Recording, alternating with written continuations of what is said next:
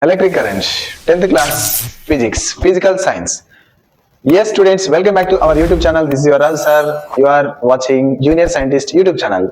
Right. So in the past class, we discussed electric current, class 1, electric charge, electric current, potential difference, we discussed. So the next part is continuing here with the class 2. So in this class 2, what we are going to discuss, we are starting with Ohm's law. Yes, students. So if you are first time watching our channel, subscribe to our channel. It is useful to you, 10th class and intermediate and school and college. Yes, my dear students. Let us talk this lesson. We'll discuss with common our native language తెలుగులో హ్యాపీగా discuss చేద్దాము. చాలా ఈజీగా అర్థమవుతుంది. Right. So electric current. So we are first starting with Ohm's law. So very important for board examination point of view. Ohm's law. So this is the Telangana state textbook. Here, what is Ohm's law lab activity? Okay. So here, this is in this textbook. One see here. Aim, first one.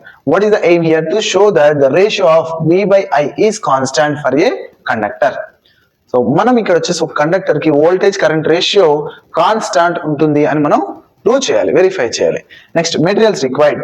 By seeing this picture we can be able to understood about here what are the components we are seeing from outside. మనకి ఏమేమి కనిపిస్తున్నాయో వాటిని ఈ picture mind లో పెట్టేసుకొని రాసేయచ్చు. So Ohm's law అనగానే iron spoke is common for us. The next, what is there? Iron spoke is there. Iron spoke, here 2 meters we required. One is ammeter and another one is voltmeter, and there is key and there is a battery also. Right. So 1.5 volts battery, dry cells 5, conducting wires, ammeter, voltmeter, thin iron or manganese spoke of length 10 centimeter, LED and key. Okay, here LED is not connected. Actually we have to connect LED. Why? Because we need some load here. Alright, students. So this is the materials required. Next, procedure: connect to a circuit as shown in figure. So you can connect it, but here, my dear students, you all are get struggle. So అసలు ఈ Ohm's లా యాక్టివిటీలో ఏం చేస్తున్నాడు, ఏం అర్థమవుతుంది, అసలు ఏం చేయాలి అనేది ఒకసారి చూద్దాం. Okay. So I'm try to explain clearly. Once listen here. Okay. Right. Here potential difference and current. So మనకి ఇక్కడ వచ్చేసి మనకి బ్యాటరీ ఉంది. సో ఇప్పుడు వచ్చేసి బ్యాటరీ మనం వచ్చేసి 1.5 volts బ్యాటరీ కనెక్ట్ చేసాము. 1.5 volts బ్యాటరీ కనెక్ట్ చేసినప్పుడు సో ఇక్కడ వచ్చేసి డ్రాప్ కూడా మనకి 1.5 volts వస్తుంది అనుకుందాం. Potential difference, the first observation, potential difference across iron spoke is 1.5 volts. Yes. So we have to observe the current. So current I is going through this connecting wire in the loop, current I. So what is the I? We have to measure the I through the ammeter. So ammeter shows the reading. So I am considering this reading. For example, 0.5 amperes. Understanding purpose, I am taking value. Right? The next. After that, now we have to connect one more cell here. Parallel series to the circuit. So by connecting series, voltage will be added up. So now 1.5 volts plus 1.5 volts. Total how much? 2 volts. In the second, what we are doing? 1.5. Total 3 volts. 3 volts means here we supplies 3 volts and a drop also 3 volts across the iron spoke, and we have to measure the current in the ammeter. Ammeter is a device, it is used to measure the current in the circuit. So here, for example, here, understanding purpose I am telling you, for this iron spoke, this is a conductor, ohmic material, that's why we'll get 1 ampere. Okay, practically we get like this situation, but here what we can observe from this means, students, once you observe carefully, what happened here? Voltage doubled into 2 and current also doubled into 2. Okay, practical గా కూడా మనం voltage double చేస్తే current double అవుతుంది, voltage triple చేస్తే current triple అవుతుంది. Okay, next third one. In this third step we have to connect one more cell, 1.5 volts. Then now total how much we get? 4.5 volts. Then here the current is plus 1.5 plus 0.5 means here the current in the ammeter is 1.5 amperes. Here voltage tripled means current also tripled. Very simple logic. ఈ logic అర్థమైతే మనకి total Ohm's అనేది close. Okay, see my dear students, ఇక్కడ ఏం అర్థం చేసుకున్నాం మనం? Voltage triple అయితే కరెంట్ కూడా ట్రిపుల్ అయింది. 1.53 is a how much?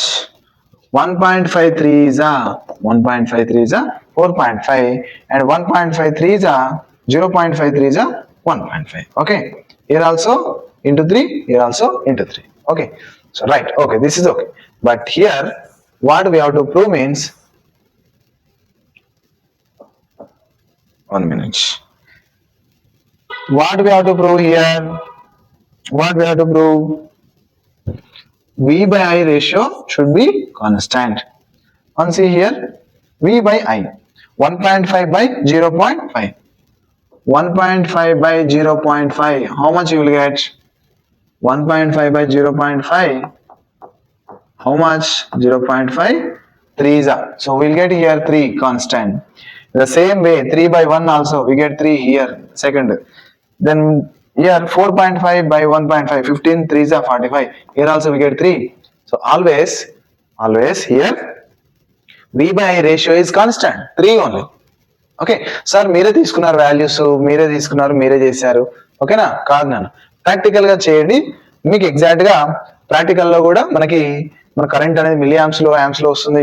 అయినా సరే మనకి వోల్టేజ్ డబుల్ అయినప్పుడు ఇక్కడ ఉన్న వాల్యూ డబుల్ అవుతుంది. సో ప్రాక్టికల్ కూడా మనం dry cells, clock cells, Nippo cells తీసుకొని మనం చేయొచ్చు. Okay, so here V by I is always 3. So in this Ohm's law, finally what is this 3 means? That constant has taken as resistance of the conductor, 3 ohms అని మనం తీసుకోవచ్చు. Okay, so I hope you understood. Finally verification, V by I ratio is constant. మీరు ఇంకా next 4 cells తీసుకున్నా అంతే. Okay, next.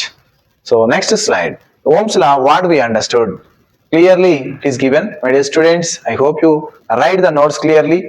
మీరు subject ని పట్టుకోవాలంటే compulsory notes clear గా రాసుకోండి. Pause our video and write the notes. Here Ohm's law. Ohm's law statement: potential difference between ends of a conductor is directly proportional to the electric current passing through it at a constant temperature. So ఇది temperature constant మనకి ఉండాలి. Temperature should be constant, otherwise we won't get V by I ratio constant. So temperature remains constant లో పెట్టినప్పుడు మనకి potential difference ఎక్కడ? Between the iron spoke. So మనకి clear గా diagram లో ఉంది potential difference between ends of the iron spoke and current in the circuit. Both are how they are? Both are directly proportional. Okay, so from this conclusion what we can conclude it? We can conclude that the potential difference between the ends of the iron spoke is directly proportional to the current passing through it. Okay, so from this what we can say? Voltage directly proportional to current. This is our conclusion. Okay, right. Next, here in this we have textbook. I have taken this clip from the textbook. In textbook we found V by I is constant. So for these values, voltage doubled, current also doubled in the proportion ratio. So that's why we get VI ratio. Voltage current graph should be linear. Okay, so clearly it is given clearly. Once underline that. Okay na? So after that graph is linear shape. See here once, repeat this. So we are getting the linear shape. So this is the linear shape now. Okay, but the current temperature should be constant. Here given clearly. See, you will get a straight line through passing through the origin. Straight line compulsory, it should pass into the origin. Why? Because whenever voltage 0, current also 0. Okay, so you underline this point. You will notice that to change the color, yeah, you will get straight line graph. You get straight line graph, right? So for some of the materials like LED instead of iron spoke, if you repeat with LED, then what happened? LED instead of iron spoke. You repeat, then what happens? Tell me. You repeat it, what happens? Instead of iron spoke, we don't get the linear shape. We get like this curved shape, parabola shape, because of we don't get the particular V is not directly proportional to I. Okay, so this is the conclusion.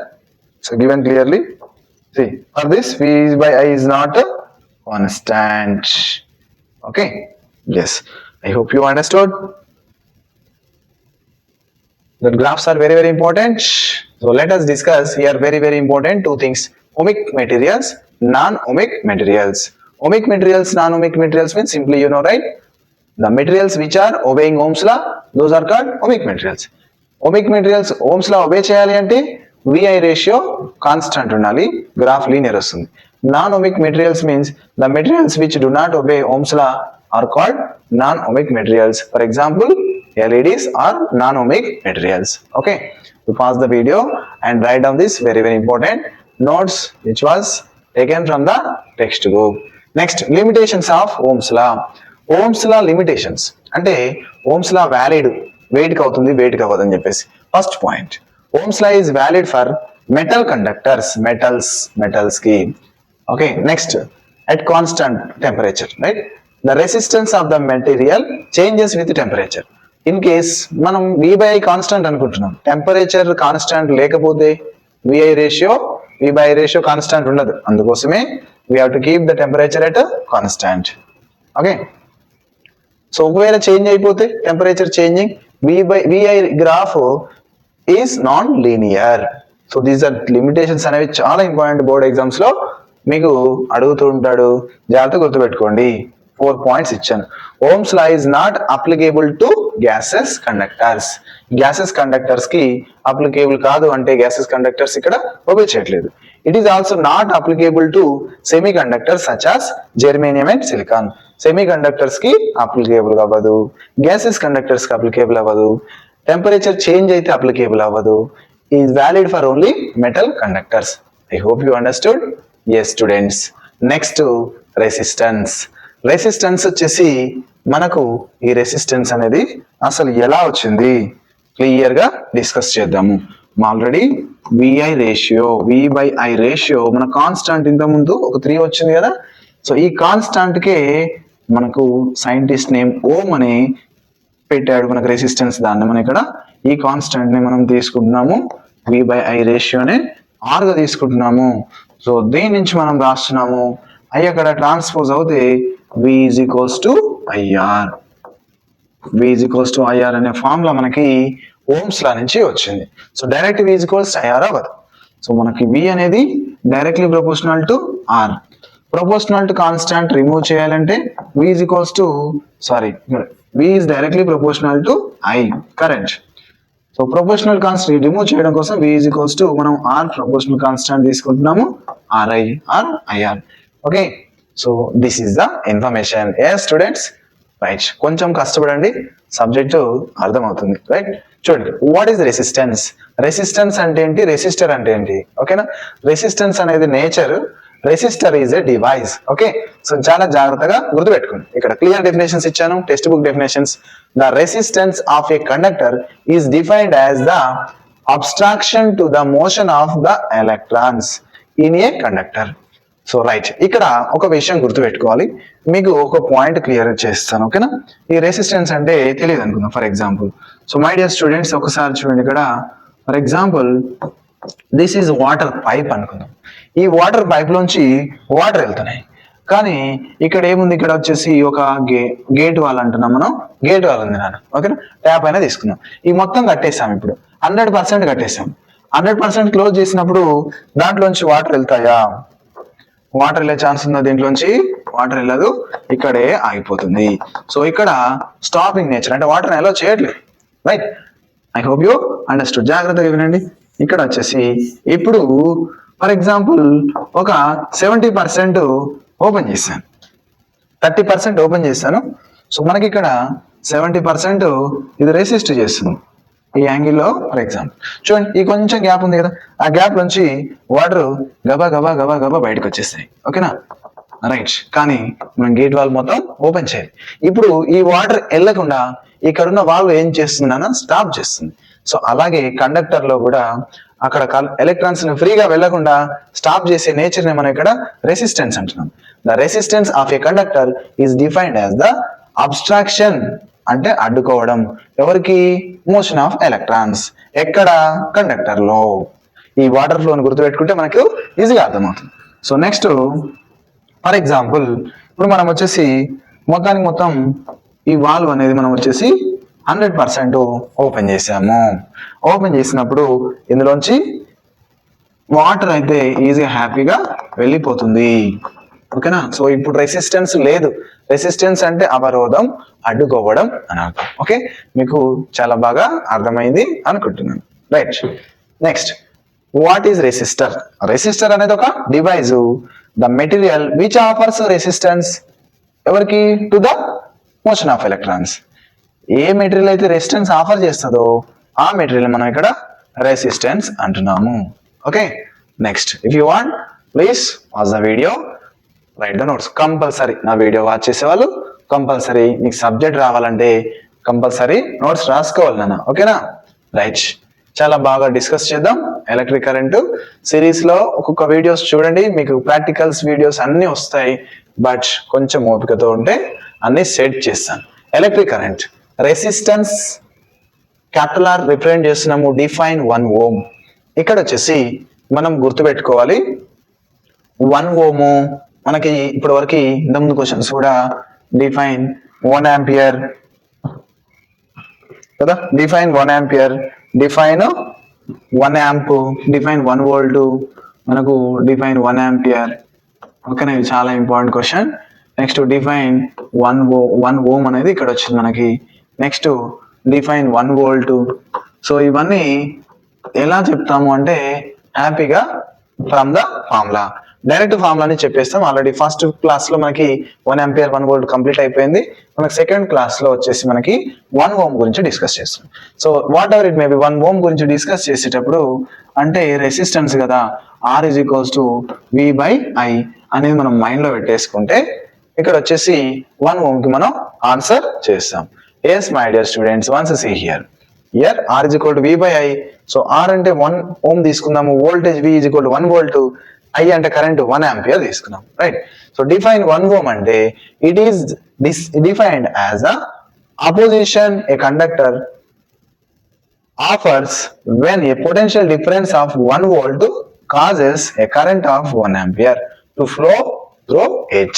So ఇది వచ్చేసి text book definition. Okay, so మనకు వచ్చేసి short గా కూడా రాసుకోవచ్చు మీకు అర్థమైనట్టుగా. ఏంటది? If A material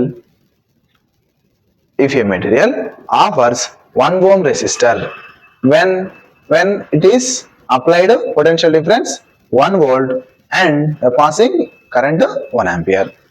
Okay, so based on this formula also we can write, students. Yes, now very important in this video, so maybe long video whatever it may be, but you have to focus it. Here factors affecting resistance of the material. Here 4 factors are there, very important 4 factors. Any one of the factor will be asked as a long question also, very important. Okay, let's go to the topic. First factor is length of the conductor. Second factor is area of the conductor, area of cross section of the conductor, and the temperature of the conductor. Next, last one is nature of material. These are the 4 factors. ఏం చేస్తాయి 4 factors? Change out చేస్తాయి. దేన్ని change చేస్తాయి? Resistance.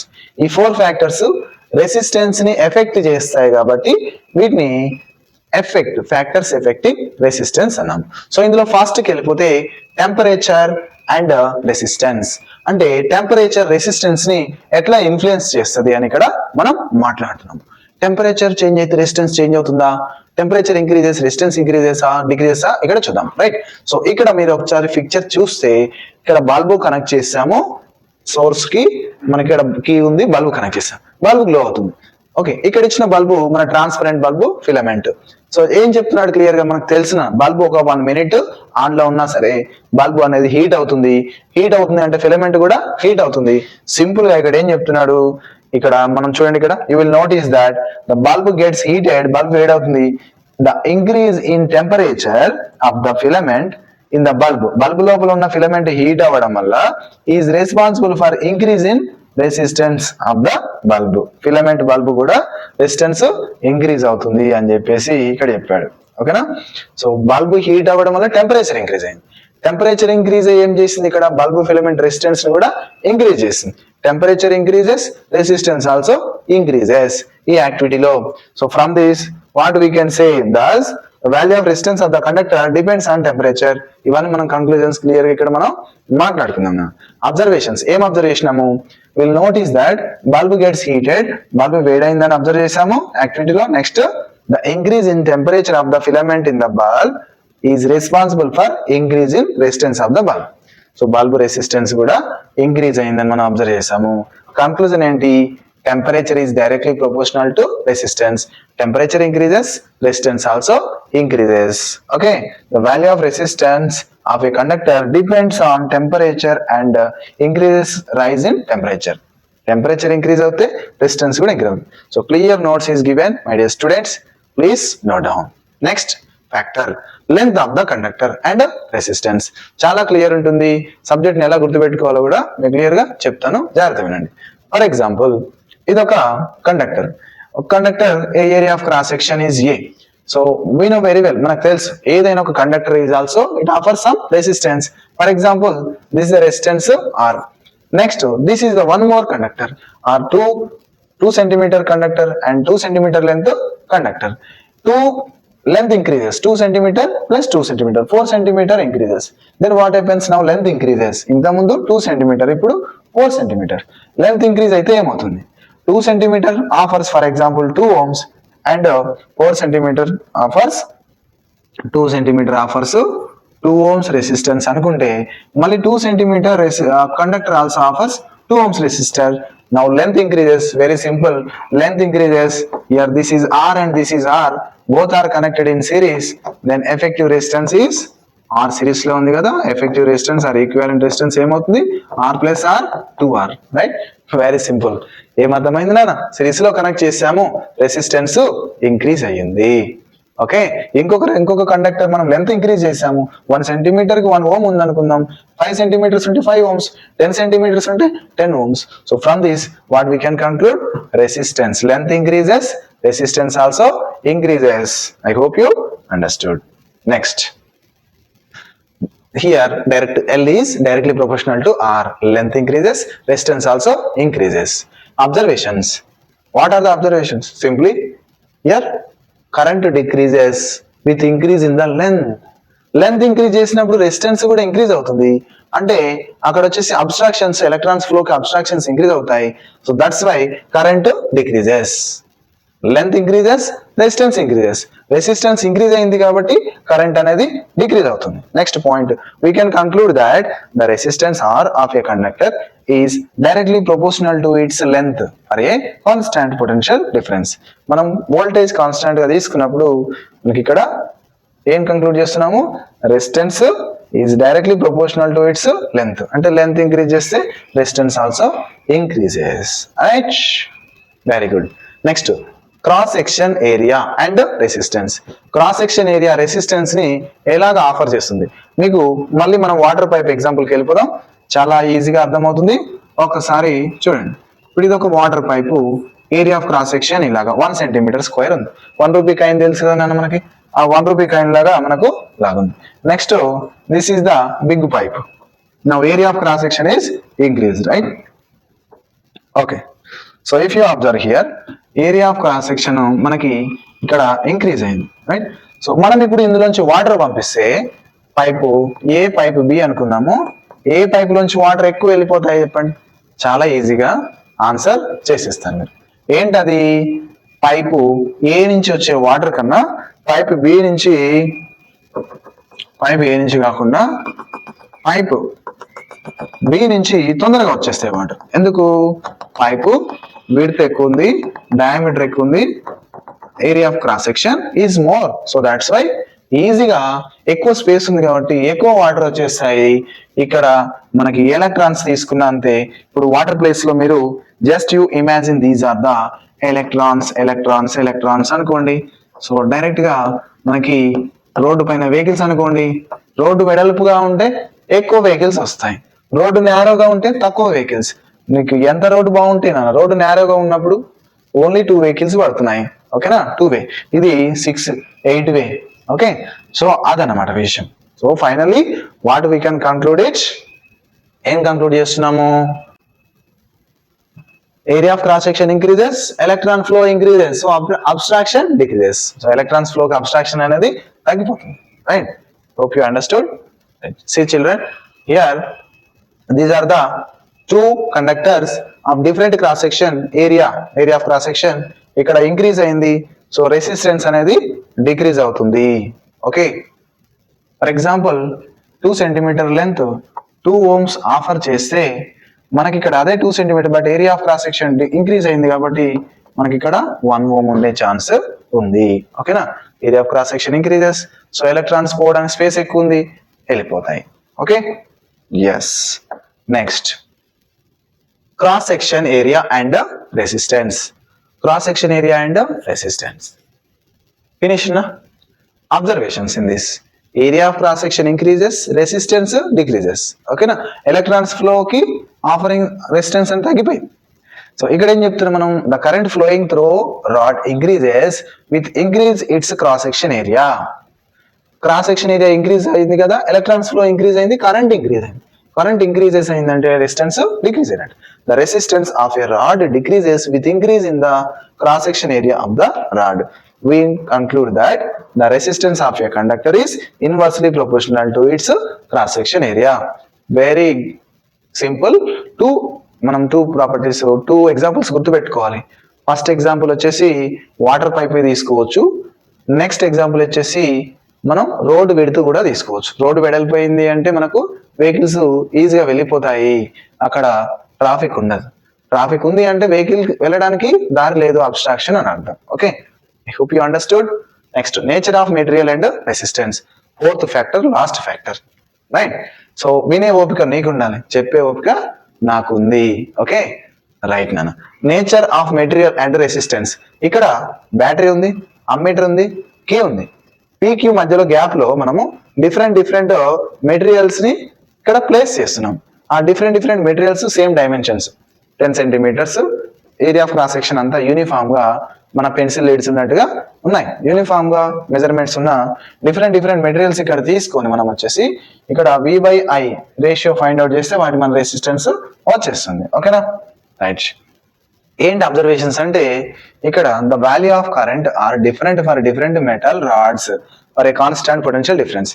అంటే మనకి current flow అనేది అన్ని rods లో అన్ని మెటీరియల్స్ కి సేమ్ లేదు. ఎందుకు అంటే అక్కడ different materials different resistance offer చేస్తాయి కాబట్టి ఎలక్ట్రాన్స్ ఫ్లో అనేది సేమ్ లేదు.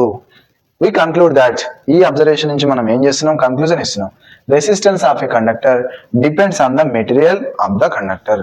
సో రెసిస్టెన్స్ అనేది మెటీరియల్ పైన కూడా మనకు డిపెండ్ అవుతుంది. Resistivity and specific resistance denoted with రో. Okay, resistor SI unit is ohm, resistor SI unit is ohm, and resistivity SI unit is ohm into meter. We have to conclude here. So what are the observations? 4 factors lo 3 factors clear ga rastunnanu, jagrata vinandi. So we have observed that, what we have observed here, 1 minute. Here resistance is directly proportional to length of the conductor. Resistance is inversely proportional to area of cross section. Right?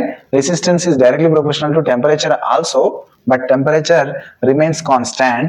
In that case, then what we'll get from these 2 statements? What we can write here? Resistance R is directly proportional to length and inversely proportional to area of cross section.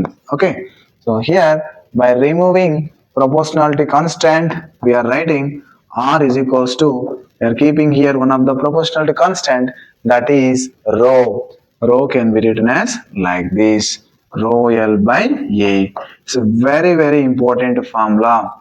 R is equal to rho L by A. So from these relations we got it, right? So here if you write rho is equal to R into A by L, RA by L, so rho, right?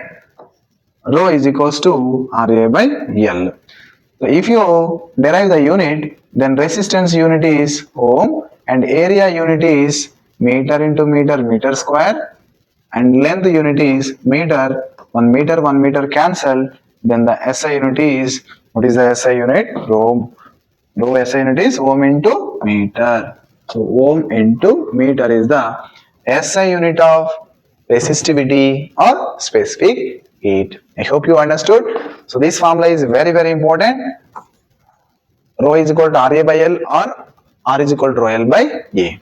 I hope you understood. Pause the video and copy the matter information. Yes students, here specific resistance or resistivity rho, SI unit is ohm into meter. Specific resistance depends on temperature and nature of the material. Next, the reciprocal of resistivity is called conductivity. Resistivity అంటే stopping nature, conductivity అంటే electrons అలో చేసే, conduct చేసే nature ని మనం ఇక్కడ conductivity denoted with sigma. Reciprocal 1 by rho is nothing but sigma. Metals with low resistivity behaves as good conductors. చూడండి, లో resistivity అంటే ఎలక్ట్రాన్స్ ని ఎక్కువ ఓకేనా, అలో చేస్తాయి, వాటిని మనం గుడ్ కండక్టర్స్ అంటున్నాం. Good conductors are example copper, aluminium, iron, right? So metals such as copper, aluminum are used for making electric wires, right? Tells manaki. Filament of an electric bulb is usually made of tungsten because bulb filament ni tungsten tone chestamu. Because and enduku, because of its higher resistivity values and melting point is 3422 degrees Celsius. ఇక్కడ దీనికి ఇది high resistivity, మనకు resistivity ఎక్కువ ఉంది, plus ఇక్కడ melting point 3422 degrees, 3000 అప్పుడు మాత్రమే melt అవి కరుగుతుంది. సో అంత టెంపరేచర్ బల్బ్ హీట్ అయినా రాదు, కాబట్టి ఈ మెటీరియల్ మనము టంగ్స్టన్ ని వాడుతున్నాము. ఓకే, సో ఇక్కడ రెసిస్టివిటీ, స్పెసిఫిక్ రెసిస్టెన్స్ గురించిన ఇన్ఫర్మేషన్ మీ టెక్స్ట్ బుక్ లో చాలా క్లియర్ గా ఉంది. సో మనం అబ్జర్వ్ చేస్తే టేబుల్లో టాప్ లో ఉంది ఏంటి, ఇక్కడ సిల్వర్ కి రెసిస్టివిటీ చాలా తక్కువ ఉంది. నెక్స్ట్ ఎయిర్ కి రెసిస్టివిటీ హై. సో అందుకే ఎయిర్ ఈజ్ ఇన్సులేటర్. మనకి కరెంట్ వైర్స్ అనేవి గాల్లో ఉన్నా సరే మన కరెంట్ షాక్ రావట్లేదు నాన్న. Rubber, glass, okay. సో ఇలాగ, సో మీరు అబ్జర్వ్ చేస్తే ఇక్కడ నెగిటివ్ పవర్స్ డిక్రీజ్ అవుతాయి. -8, -7, -6, -1. నెగిటివ్ పవర్ -6 అయింది అంటే రెసిస్టెన్స్ అనేది ఇంక్రీజ్ అవుతున్నట్టు, ఓకేనా. సో ఇక్కడ క్లియర్ గా చాలా మంచి పాయింట్స్ ఉంటాయి టెక్స్ట్ బుక్ లో, ఒకసారి చూడండి. ఇక్కడ నుంచే మనకి ఇక్కడ మెల్టింగ్ పాయింట్ ఉంది. Next, so we have here information about the alloys. What are alloys? Alloys అంటే ఏంటి, ఓకేనా. మై అబ్జర్వేషన్ లో అలాయ్ అనేది సపరేట్ మెటీరియల్ అయితే కాదు, 2 or more మెటల్స్ మనం మిక్స్ చేసినప్పుడు వచ్చే కాంబినేషన్ మెటీరియల్ ని మనం ఇక్కడ అలాయ్ అంటున్నాము. అలాయ్, రైట్. సో చూడండి, తెలుగులో మనకి టెంపుల్ బెల్ ఉంది. టెంపుల్ బెల్ టింగ్ టింగ్, టెంపుల్లో గంట కొట్టినప్పుడు సౌండ్ ఎలా వస్తుంది, ఓకే, దాన్ని కంచు అంటాము. బ్రాంజ్, బ్రాస్లు, ఓకే. సో ఇవి సపరేట్ మెటీరియల్ కాదు, మిక్స్ చేయడం వల్ల వచ్చిన మెటీరియల్స్ ని మనం ఇక్కడ అలాయ్స్ అంటాం. Alloys like nichrome, manganin. చూడండి, మేబీ మీకు ఆప్షన్స్ లో MCQs లో కానీ ఇక్కడ నిక్రోమ్ లో which is not belongs to nichrome, which element అని చెప్పేసి అడగొచ్చు. నిక్రోమ్ లో Ni అంటే నికెల్ అండ్ CHR అంటే మన chromium, next iron. 3 materials, 3 elements ఉన్నాయి. మ్యాంగనీన్ లో కూడా కాపర్, మ్యాంగనీస్, నికెల్ అనే 3 ఎలిమెంట్స్ ఉన్నాయి. సో ఇక్కడ పర్సంటేజెస్ కూడా గుర్తుపెట్టుకుంటే కొంచెం బాగుంటుంది. 86% copper, 12% manganese and 2% nickel. Okay, so గుర్తుపెట్టుకున్నాం. ఈ రెండిట్లో కామన్ ఉంది ఏంటి, నికెల్ కామన్ ఉంది, ఓకేనా. నిక్రోమ్ లో, మ్యాంగనీన్ లో నికెల్ కామన్ ఉంది, okay. So right. So nichrome లో ఐరన్ కనిపించట్లేదు, ఐరన్ ఒకటి ఎక్స్ట్రా ఉంది. ఇక్కడ మ్యాంగనీస్ అంటే మ్యాంగనీస్ గుర్తుపెట్టుకోవచ్చు, బట్ కాపర్ కనిపించట్లేదు, కాపర్ గుర్తుపెట్టుకోవాలి. ఓకేనా, రైట్. సో ఇక్కడ manganin have 30 to 100 times larger values of resistivity than those of metals. Metals కన్నా అంత ఎక్కువ రెసిస్టివిటీ ఉంటుంది ఈ కాంబినేషన్ వల్ల. సో మనం ఎందుకు రెసిస్టివిటీని ఇంక్రీజ్ చేస్తున్నాము అంటే ఇక్కడ ఎలక్ట్రిక్ ఐరన్స్ అంటే మనకు ఐరన్ బాక్స్ లో కానీ రోస్టర్స్ లో హీట్ చేసే వాటిలో మనకి హీటింగ్ ఎలిమెంట్స్ కావాలి కాబట్టి రెసిస్టివిటీ ఇంక్రీజ్ చేయడం కోసం మనము ఇక్కడ కాంబినేషన్ ఆఫ్ మెటల్స్ తీసుకుంటున్నాం, వాటిని మనం ఇక్కడ అలాయ్స్ అంటున్నాం. These alloys also have the advantage that their resistance varies very little with the temperature. ఇక్కడ అడ్వాంటేజ్ ఏంటి, అలాయ్స్ లో మెయిన్ థింగ్ అబ్జర్వ్ చేసారా మీరు, ఇవి హీట్ చేయడానికి ఐరన్ బాక్స్ లో రోస్టర్స్ లో వాడుతున్నప్పుడు ఆటోమేటిక్ ఏమవుతుంది, హీట్ అవుతుంది. హీట్ అవ్వడం వల్ల పెద్దగా టెంపరేచర్ ఇంక్రీజ్ అవ్వడం వల్ల పెద్ద చేంజెస్, రెసిస్టెన్స్ లో ఎక్కువ చేంజెస్ ఏం రావు అనేది మనకు ఒక అడ్వాంటేజ్. అది హీట్ అయినప్పుడు రెసిస్టెన్స్ చేంజ్ అవ్వదు అని చెప్తున్నాడు. అండ్ డు నాట్ ఆక్సిడైజ్, అది ఆక్సిడైజ్ అవ్వదు. ఆక్సిడైజ్ అయితే ఏమవుతుంది, రస్ట్ ఫామ్ అవుతుంది కదా, right. So this is the explanation of Raju sir, right? I hope you understood. Subscribe to our channel. Yes, subject తీసుకోండి, subscribers ఇవ్వండి, right? Raju sir is signing off. Like, share, subscribe to Junior Scientist.